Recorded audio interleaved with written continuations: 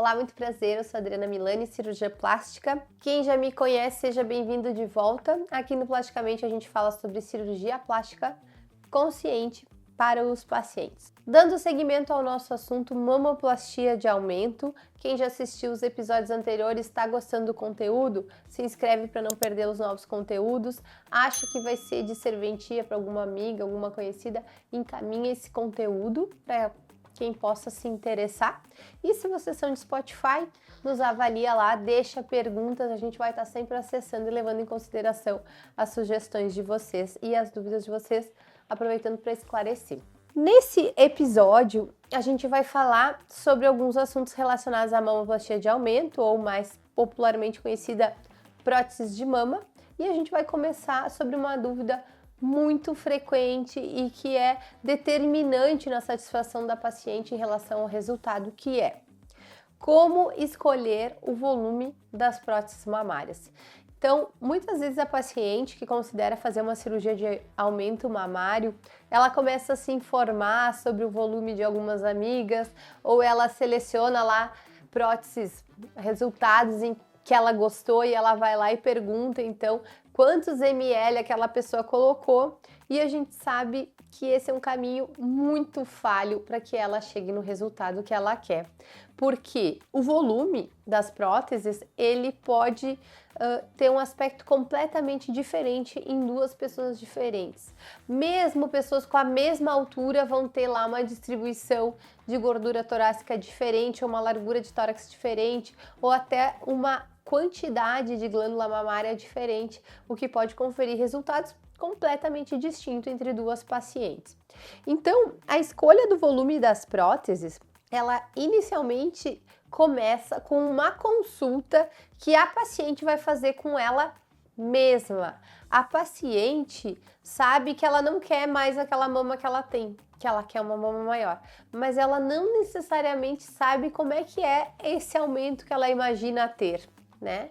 E para isso ela tem que se despir de alguns preconceitos e começar a analisar que tipo de resultado ela está esperando ou que tipo de resultado ela deseja, sem levar em consideração o julgamento, às vezes, de pessoas próximas que dizem: ah, não coloca muito grande, ou cuida para não colocar muito pequena, coloca maior porque depois diminui. Então a paciente realmente tem que desenvolver uma certa intimidade com ela mesma para conhecer a intimidade dela com ela mesma e fazer então uma escolha que represente o que é a vontade e o desejo dela.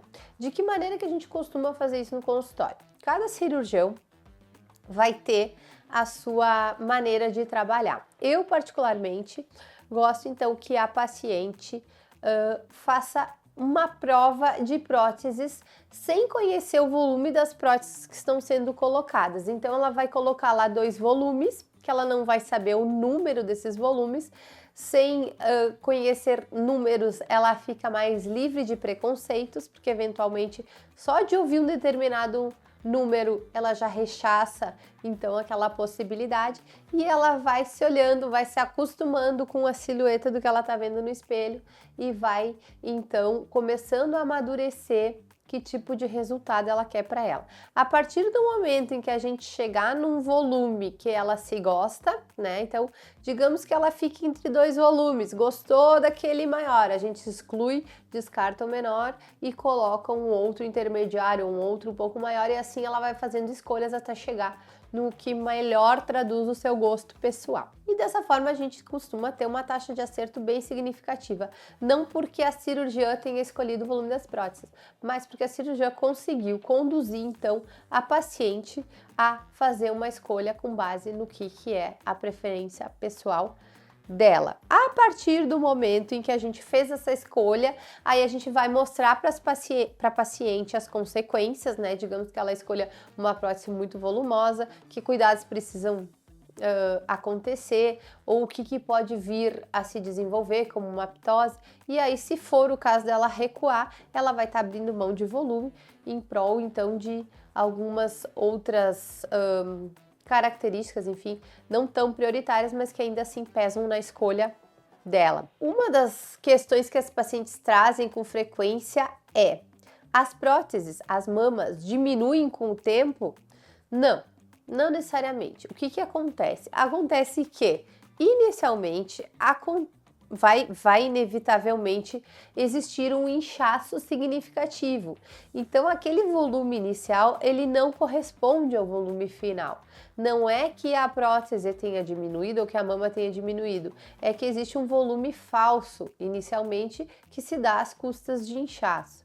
Então, quando a paciente está no consultório, o que a gente pode fornecer de informação é, a partir do momento em que se coloca uma prótese por cima da superfície da pele da paciente, se antevê que ao passar então para trás da glândula, essa prótese vai sofrer uma camuflagem, o que dá uma sensação de que ela reduziu, ou seja, se a paciente está em dúvida entre dois volumes, eu gostou muito do volume que ela está vendo, é preferível então que ela seja um pouco menos conservadora e vá então naquele volume um pouquinho maior. Porque a única redução que acontece é essa camuflagem que se dá às custas do tecido que vai estar acima dessa prótese. E não que a mama inicialmente vai ser maior e vai reduzir. Isso é um inchaço e no final vai ficar muito próximo ao volume que foi escolhido em consulta durante a avaliação. Outra solicitação das pacientes é que a prótese, enfim, que o resultado da colocação das próteses em alguns casos fique semelhante à mama que essa mulher teve durante o período de amamentação. A gente pode garantir isso para a paciente? A gente consegue trazer esse resultado para a paciente? Não. Por quê? Porque o aumento que se dá na mama às custas da lactação, ele é mais difuso. A gente não vai estar simplesmente colocando um volume único nessa mama, e sim célula por célula vai aumentar as custas dessa engurgitação que acontece durante o período de lactação. Então a gente vai ter um turgor que é diferente do resultado de uma mamoplastia de aumento, né? Então vai ser aquela mama até mais jovial porque ela está muito preenchida e hidratada, até semelhante ao turgor que a gente vê ali na pelezinha de um bebê, né? Então com o tempo a gente vai ter uma perda desse turgor, considerando que inicialmente o próprio inchaço deu um pouco desse efeito, ali em torno do sexto mês a gente vai começando a perder esse inchaço e um pouco desse aspecto túrgido inicial, que para algumas pacientes é muito satisfatório e para outras não, vai sendo perdido. Então não é que ocorra uma redução, mas esse turgor se perde conforme o desinchar acontece, portanto o resultado da mamoplastia de aumento ele pode se equiparar em termos de volume, mas não em termos de consistência ao que a mulher experimenta lá durante o período de lactação e gestação. Uma pergunta frequente também das mulheres é: se a partir do momento em que eu colocar próteses eu engravidar, como é que vai ficar o resultado dessas minhas mamas e se isso vai prejudicar a minha lactação? Bom, então assim, a gravidez ela muito frequentemente gera uma oscilação no corpo dessa mulher em termos de aumento volumétrico, não só abdominal, como das mamas.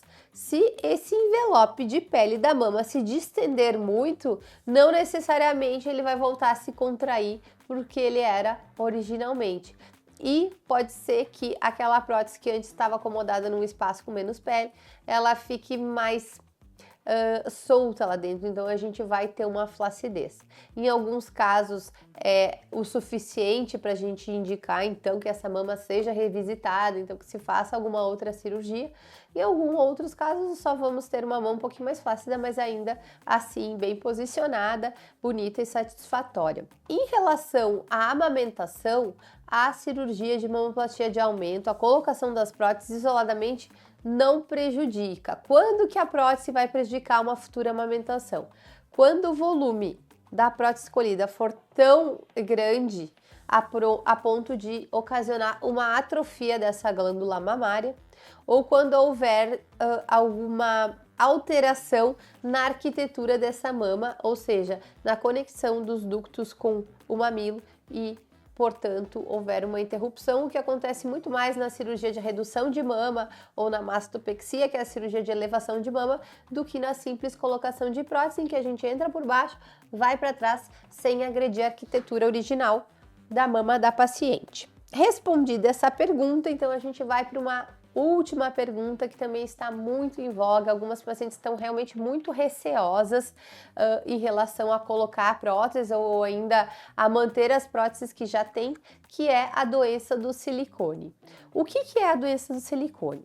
É uma entidade na qual o corpo entende a prótese como um material estranho e desenvolve uma autoimunidade, ou seja, o corpo entende que ele precisa se livrar e começa então a se autoagredir como uma tentativa frustrada de se livrar das próteses. Primeiramente, essa é uma entidade rara, que cursa com sintomas inespecíficos que são muito mais frequentes em algumas outras doenças, como por exemplo depressão ou hipotireoidismo. A gente está falando de sintomas como fraqueza, emagrecimento ou ganho de peso, cansaço, que são sintomas que a gente vê cursando com várias outras doenças. Então, a doença do silicone acaba sendo um diagnóstico de exclusão, o que significa que outras causas precisam ser obrigatoriamente investigadas antes da gente atribuir a isso. E principalmente a vontade da paciente deve ser levada em consideração. Porque se a paciente já está desgostosa dessa prótese ou já não se vê mais com vontade ou necessidade daquele volume mamário, já considera às vezes reduzir ou até ficar somente com o seu tecido mamário original, essa escolha de remover as próteses, ela é mais acertada. Porém, se é uma paciente que tem muita satisfação estética com as suas próteses e não se deu um período de observação suficiente para descartar outros motivos, isso pode ser mais um trauma, mais um impacto emocional. Então, quando ela se vê com uma silhueta na qual ela não está se reconhecendo ou não está se gostando. Acho que abordamos temas muito frequentes. Ainda para concluir, eu gostaria de dizer para vocês que muitas vezes a gente vê pacientes fazendo procedimentos cirúrgicos por pressões sociais, por pertencimento, por querer ter características que muitas vezes não necessariamente representam ao que aquela pessoa gostaria no seu íntimo, né? Então que a retirada das próteses, ela também não aconteça por uma pressão social de pessoas então que agora escolheram como bandeira marginalizar ou demonizar a prótese mamária. Todo o caso deve ser analisado individualmente, porque a gente sabe que não existem duas pessoas iguais, duas pacientes iguais, e as condutas elas precisam variar de acordo. Se vocês gostaram do que a gente está conversando até aqui, por favor, dividam esse conteúdo, ajudem a gente a compartilhar, se inscrevam no canal para não perder episódios novos. Se vocês estão nos assistindo, nos ouvindo pelo Spotify, avalie a gente. Deixem as perguntas de vocês, os assuntos não são esgotados pelo que a gente está conversando aqui, a gente cria pauta e conteúdo com base no que é do interesse de vocês. Obrigada pela companhia e até a próxima!